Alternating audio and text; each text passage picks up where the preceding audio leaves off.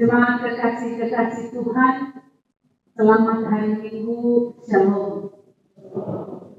Bacaan kita hari ini, Injil menurut Yohanes, pasal 1 ayat 35 hingga ayat 51, diberi judul murid-murid yang pertama oleh Lembaga Alkitab Indonesia.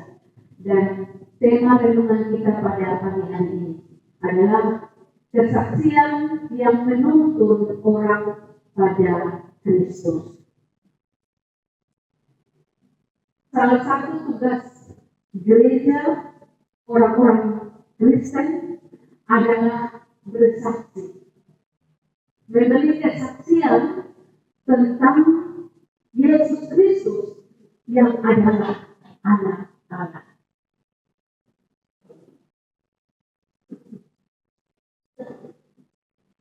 Bacaan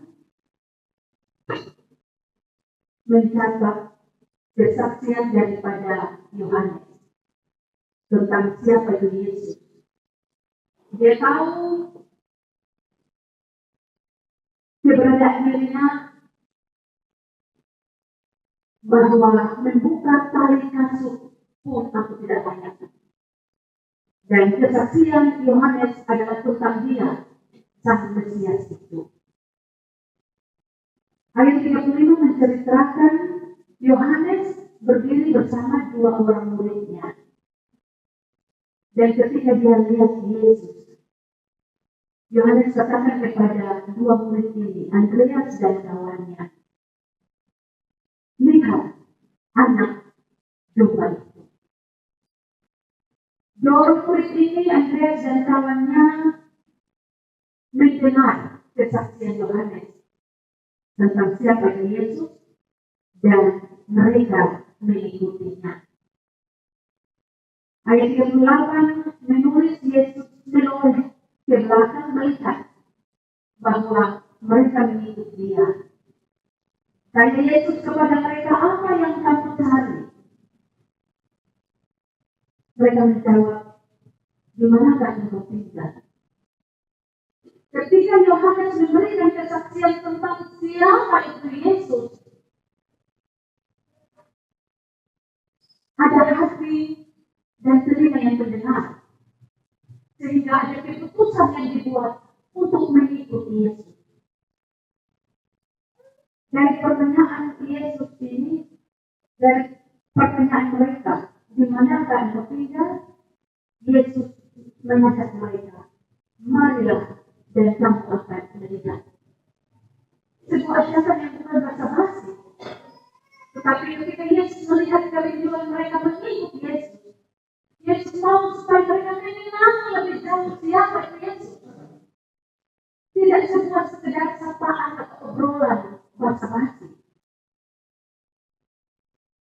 Yesus bilang, mari dan kamu akan melihat.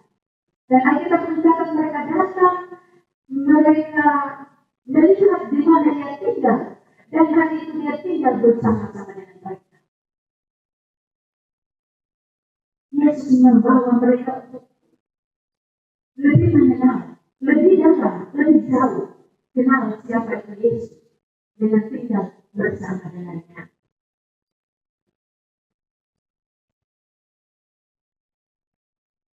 Setelah Andreas dan kawannya itu mengikuti Yesus, dia berjumpa lagi dengan Simon Petrus.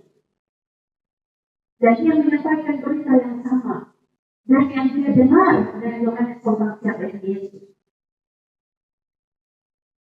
Berita ini dia teruskan kepada Petrus. Kami telah menemukan Mesias. Dan Petrus pun dan Andreas membawa Petrus datang kepada Yesus. Ayat 43. Pada keesokan harinya Yesus memutuskan untuk berangkat dengan dia. Alkitab mencatat bahwa Yesus dalam pelayanannya selalu bergerak dari satu tempat ke tempat yang lain. Kenapa? Karena Yesus tahu bahwa banyak orang harus mengenalnya. Banyak orang membutuhkan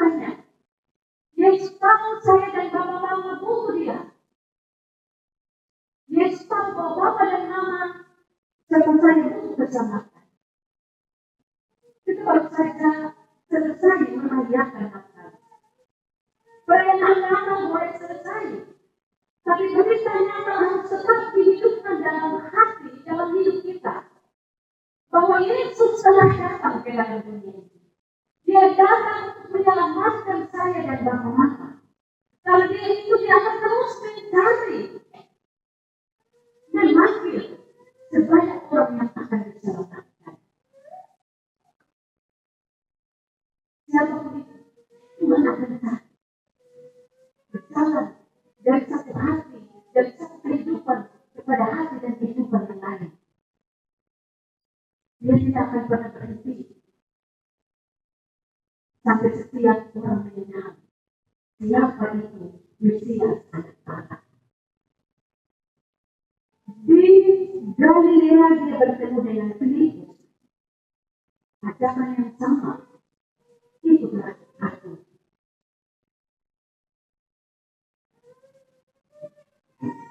Lalu ayat 40 diceritakan lagi Filipus bertemu dengan Nathanael. Dan dia berkata, kami telah menemukan dia yang disebut oleh Musa dan kita Taurat dan para nabi, yaitu Yesus anak Yusuf dari Nazaret. Dan Nathanael pun dibawa kepada Yesus. Ada satu pesan berkata yang diteruskan dari seorang kepada seorang. Ini bukan pesan omong kosong, tetapi sebuah pesan yang penuh kekuatan. Sebuah pesan yang penuh makna. Sebuah pesan yang memberikan jaminan.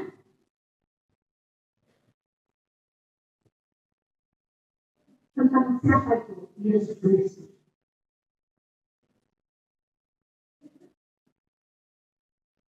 Setelah pesan itu dari Filipus disampaikan kepada Nathanael menanggapi, mungkinkah sesuatu yang baik itu datang dari Nazaret? Pesan ini datang berikan tentang siapa Yesus. Dia masih bertanya, karena dia ada dalam keraguan, dalam ketidaktahuan. Benarkah yang lurus, yang mulia dan agung itu datang dari Nazaret, sebuah kota kecil di Israel? Nazaret kita tahu tempat Yesus lahir dan dibesarkan. Benarkah Raja Mesias itu datang dari Nazaret? Yesus menjawabnya dengan berkata, ketika Nathanael, Yesus melihat Nathanael, lihat, inilah seorang Israel sejati, tidak ada kepalsuan di dalam hidupnya. Dengan membuka siapa itu Nathanael ada dalam pengakuan bahwa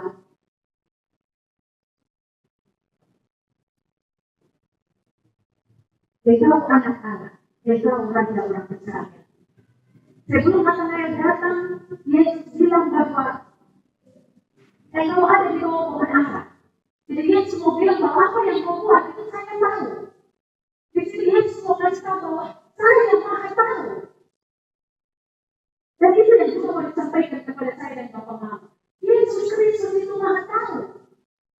Kalau itu dia tahu saya dan Bapak Mama. Dia tahu bahwa kita butuh Yesus, kita butuh penyelamat. Dia tahu baiknya saya. Dia tahu busuk buruknya saya. Karena itu kalau buat kebaikan tidak perlu untuk harus diketahui orang banyak atau dapat ketahuan dan banyak orang. Yesus tahu kalau sudah berbuat kebaikan. Yesus tidak itu. Begitu juga dengan burukmu. Kita tidak bisa bersembunyi. Jangan kita orang yang paling benar, lalu menjadi hakim atau orang lain. Yang kita sembunyi itu Tuhan tahu musuh dan buruknya kita. Dan itu yang Yesus mau bilang, dia tahu. Dia tahu juga berhubungan saya dan Bapak Mama. Ada yang ketika dia suka dia pengumuman di media sosial. Ada yang dia masuk kamar dan dia menangis dalam doa. Yesus tahu karena dia maha tahu.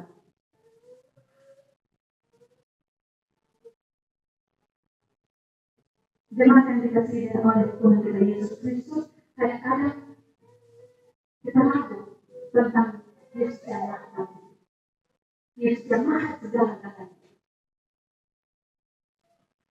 Sama seperti Nathanael, benarkah yang baik itu dari saya? Kita dengan bertanya, benarkah Tuhan mengasihi saya yang kotor, yang tidak ini? Benarkah dia peduli dengan masa depan saya? Kadang-kadang kita bertanya seperti itu. Benarkah dia berkuasa membawa saya keluar dari keputusasaan dan keterpurukan ini?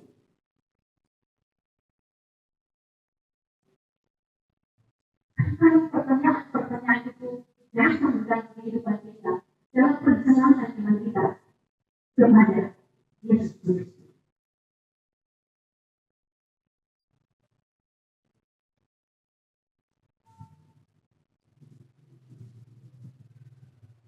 Yesus bilang kepada Nathanael, setelah ada dalam pengakuannya tentang Yesus sebagai anak Allah, Raja umat Israel. Yesus menjawab, karena aku berkata kepadamu, aku telah melihat engkau di bawah pohon ara, maka aku percaya. Yesus bilang, engkau akan melihat hal-hal yang lebih besar daripada itu. Ketika Tuhan ajak Andreas dan temannya, Simon Petrus, Filipus, dan Nathanael, Yesus ajak untuk ikut dia, tidak sekedar berjalan di belakangnya, tetapi tinggal bersama dengannya, tinggal di dalam kebenarannya, mengenal dia dalam setiap peristiwa kehidupan kita.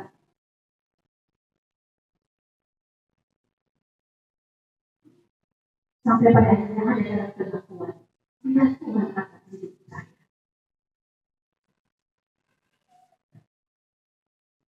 Pengakuan ini tidak saja di mulut, hati dan kemudian di mulut, tapi dia harus ada dalam setiap tindakan kita yang mempercayakan bahwa dia adalah Tuhan saya.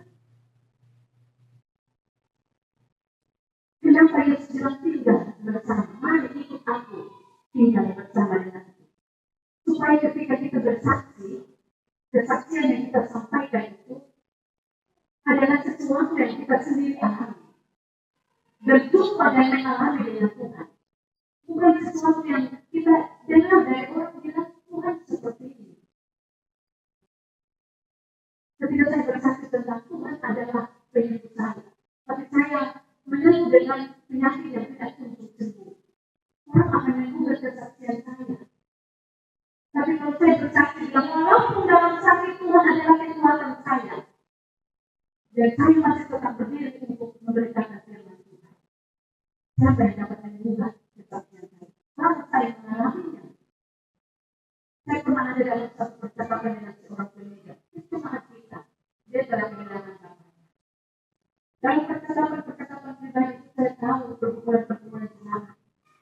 Dia bilang kami pernah makan tidak nyebrang.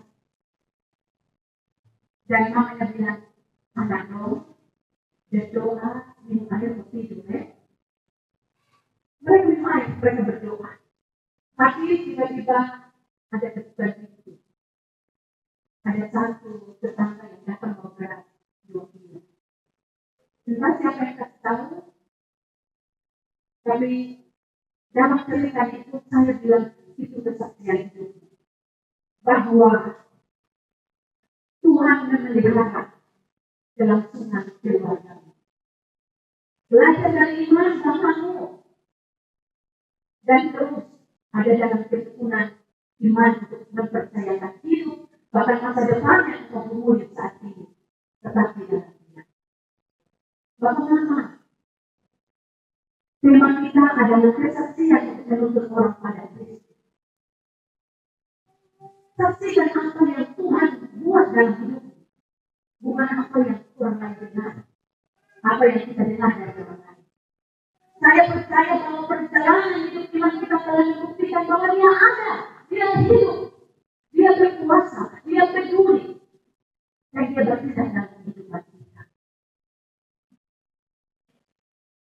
Demikian firman Tuhan pada pagi hari ini akan melanjutkan kita. Untuk terus menjadi pribadi dewasa, persekutuan, gereja yang bersaksi, yang berbuat artinya menuntut orang untuk datang kepada Kristus sampai pada lutut dan mulut yang ada dalam nama Tuhan Yesus Kristus adalah Tuhan. Adalah mereka yang mengalami Tuhan, mereka yang bersuka dengan Tuhan. Demikian gereja tidak pernah mati, walau dibakar dengan berbagai tantangan. Dia terus merambat.